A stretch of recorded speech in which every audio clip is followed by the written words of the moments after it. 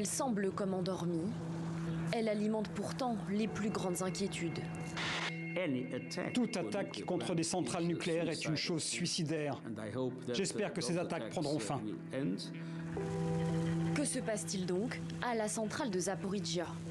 Elle est la plus grande centrale nucléaire d'Europe, occupée actuellement par l'armée russe. Zaporijia se situe dans la ville d'Ernegodar. Elle est en service depuis 37 ans et possède 6 réacteurs. Le site nucléaire a été la cible de 2 bombardements en un peu plus de 24 heures, à la suite desquels un réacteur aurait été mis à l'arrêt. Moscou et Kiev s'accusent mutuellement d'avoir frappé le site. Selon les autorités russes, une zone de stockage de combustible nucléaire usagé aurait été touchée. Le bombardement de la centrale nucléaire par les forces armées ukrainiennes est une activité potentiellement très dangereuse qui peut entraîner, si elle s'intensifie, des conséquences catastrophiques pour une vaste zone, y compris l'Europe. Du côté ukrainien, on accuse la Russie d'avoir blessé un des employés de la centrale suite à l'explosion d'une roquette.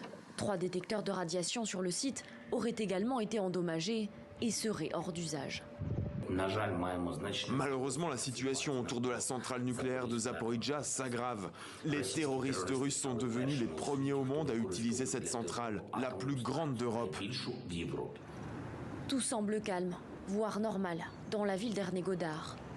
Pourtant, les habitants ont bien conscience qu'ils vivent à côté d'une potentielle bombe à retardement. Vous devez savoir comment la centrale nucléaire fonctionne, au moins un peu. Qu'est-ce qu'ils font? Comment ont-ils pu organiser des combats à la centrale nucléaire et établir un bastion? Je suis sans voix.